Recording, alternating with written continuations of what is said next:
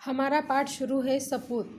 इसमें तीन औरतें पानी भरने के लिए कुएं पर खड़ी है और वह अपने अपने बेटों के गुणगान गा रही है। उसमें से दो अब तक उनके बेटों के बारे में आपको जानकारी दे चुकी है और तीसरी जब कुछ नहीं बोलती तब वह दोनों उनको बोलते हैं कि तुम्हारा बेटा क्या कपूत है।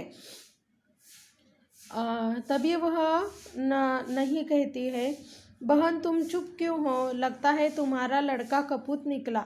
तीसरी स्त्री बिना किसी जोश या गर्व से बोली, बहनों सपूत या कपूत जैसे शब्द तो मैं नहीं समझती, पर मेरा लाल मेरे लिए बहुत अच्छा है। वह सीधे साधे स्वभाव का साधारण किसान है। दिन भर खेत में जुता रहता है, शाम को घर का काम करता है। आज बहुत कहने सुनने पर वह मेला देखने गया है, इसलिए मुझे पानी भरने आना पड़ा। और तीसरी औरत जो थी वह एकदम शांत थी। उसने एकदम शांत भरे स्वर में कहा कि मेरा बेटा सपूत है या कपूत है, इस जैसे बात तो मैं समझती नहीं, लेकिन मेरा बेटा बहुत ही अच्छा है क्योंकि वो सीधे साधे स्वभाव का है और वह एक किसान है। वह दिन भर खेत में काम करता है और शाम के समय वो मुझे घर के कामों में मदद करता है। और वह कहती है कि मैंने बहुत उसे कहने पर वह आज मेला देखने के लिए गया है। तीनों स्त्रियां अपने अपने सिर पर घड़ा रखकर चल पड़ी। अभी वे 2-4 कदम चली थी कि पहले स्त्री का पुत्र आता हुआ दिखाई पड़ा। पास आते ही उसने अपनी माँ को कहा, व्याख्यान देने जा रहा हूँ, भोजन वही करूँगा। और जैसे ही वो तीनों स्त्रियां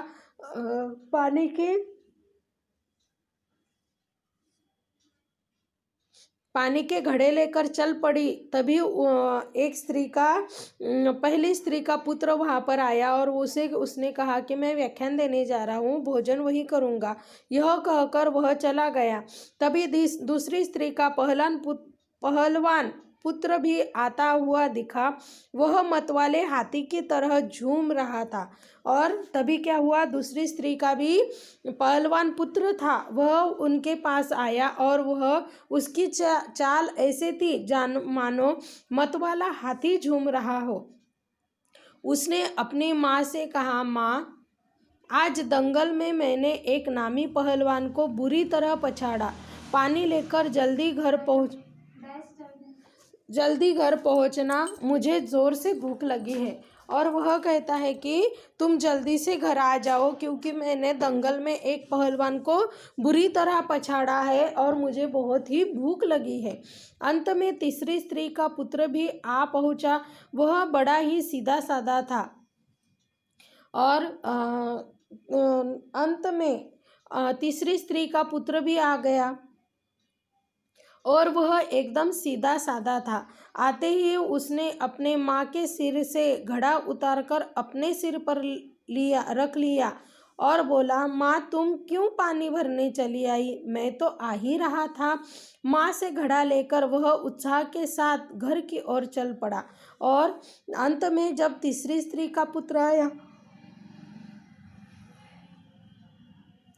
तब वह कैसा था, एकदम सीधा साधा था। उसने आते ही अपनी माँ के सिर से घड़ा उतार लिया, खुद के सिर पर रख लिया और उसने कहा कि माँ तुम पानी भरने क्यों चली आई, मैं तो आ ही रहा था।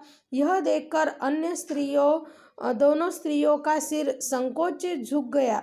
उन्हें बोध हो गया था कि कर्तव्य और सेवा के बिना ज्ञान एवं बल अधूरे हैं।